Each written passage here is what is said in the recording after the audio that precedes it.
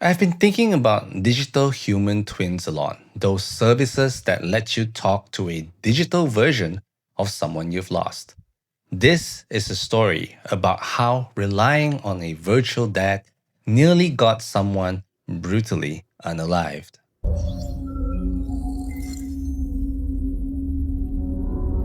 This story starts with May. She's in her late 20s, and her dad died in what everyone called a freak self driving car accident. The official explanation was some rare technical failure, but May never really believed that. She always felt like something was off about the crash. Then there's Chris. Chris had known May since they were kids. He knew her dad, he was always around, and over time he just became a part of their lives. He and May had this occasional fling thing going on in the past.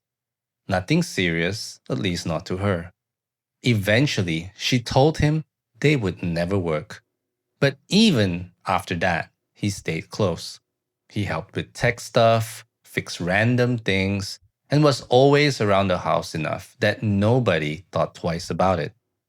After her dad died and May was falling apart, Chris became ever present. One day, he told her about Continuum.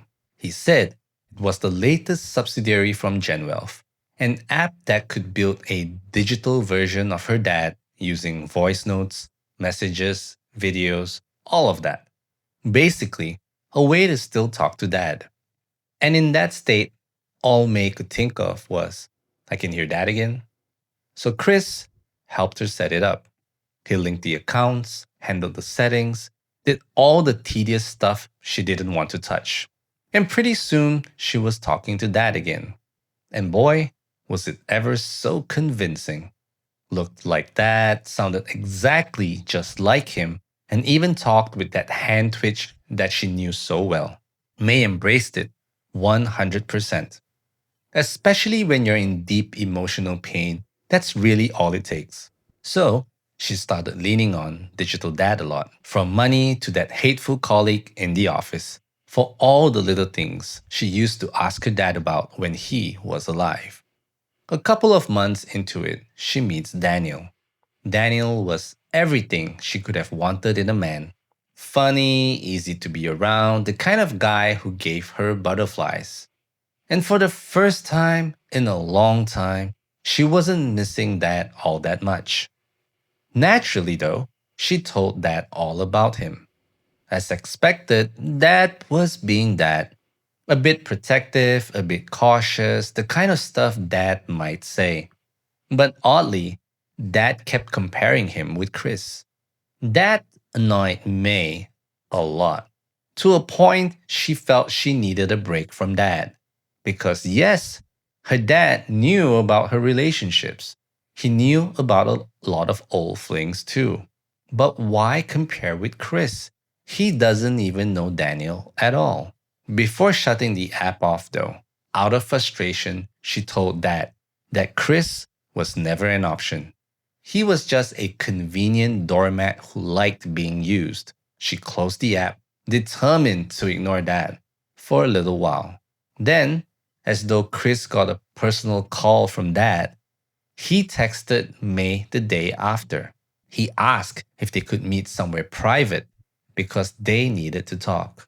Knowing Chris's feelings for her, she immediately felt an impending confession coming. She really didn't want to deal with that on her own, so she turned Dad back on and asked what should she do. Dad told her she should meet Chris and clear the air once and for all.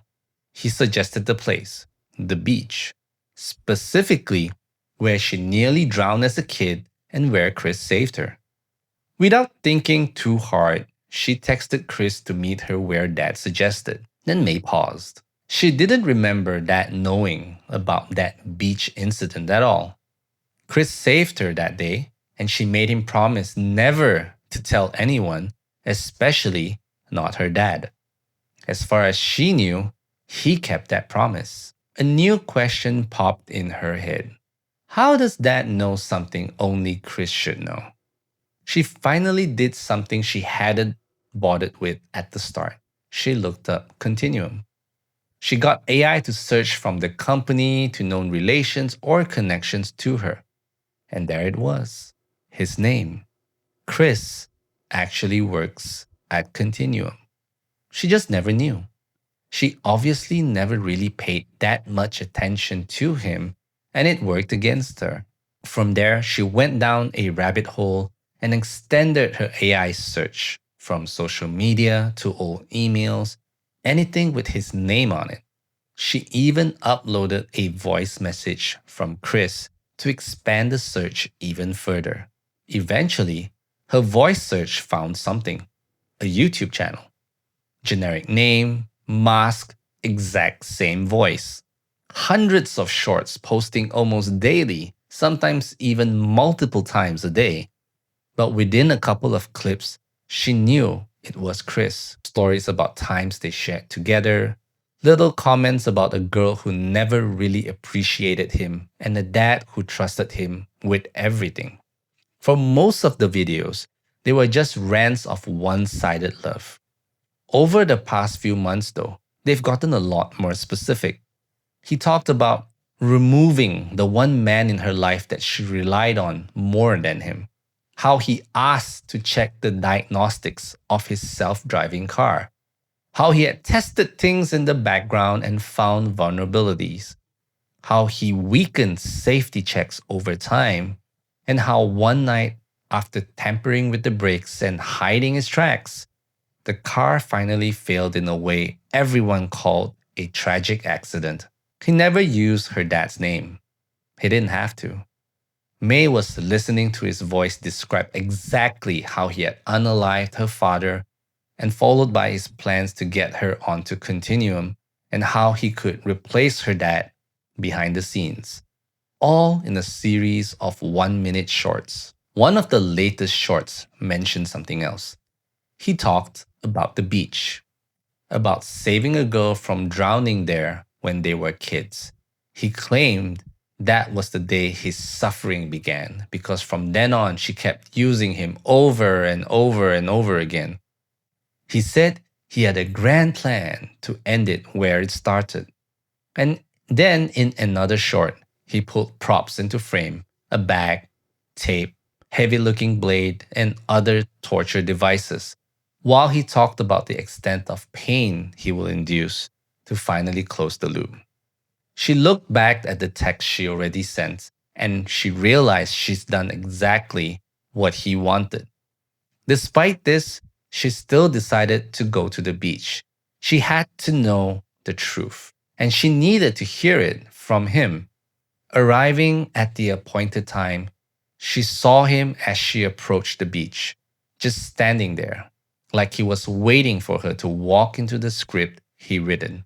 When she got close enough to be heard, she called out to him, but she kept her distance. She told him she knew that she had seen his videos and knew it was him, how he manipulated her into Continuum, how he unalived dad, and the props he prepared for this very moment.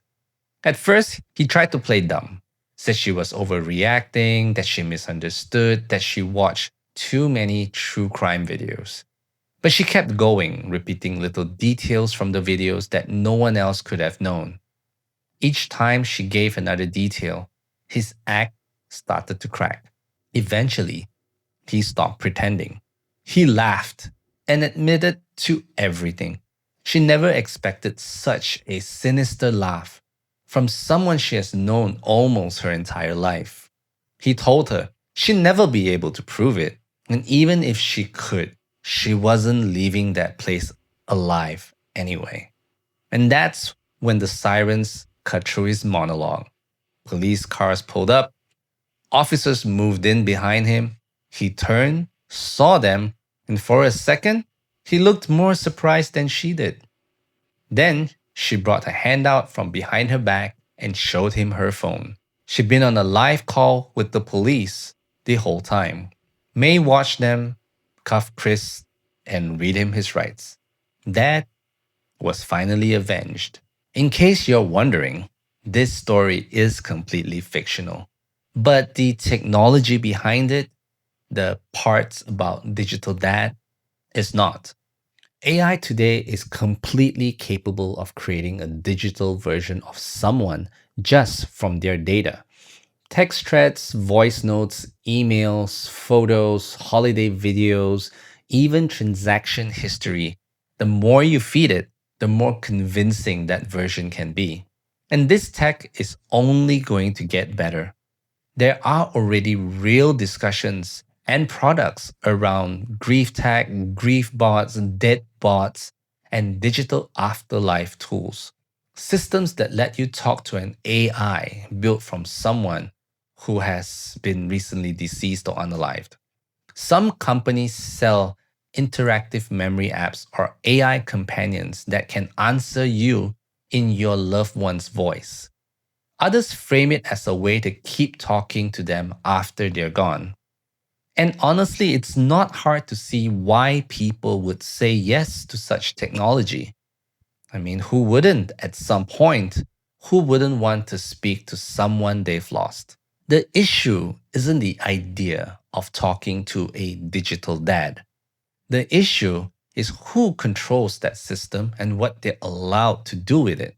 To make something like this work, you are handing over some of your most sensitive data that you have.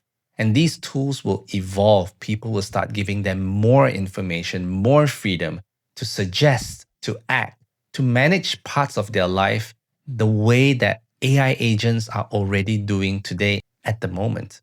If the wrong person or the wrong organization has their hands on that voice and that control, the damage can go way beyond just creepy.